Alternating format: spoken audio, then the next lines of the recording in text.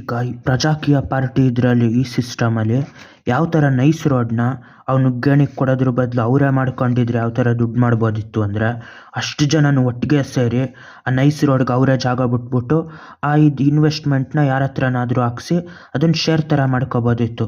70-30 part ಥರ.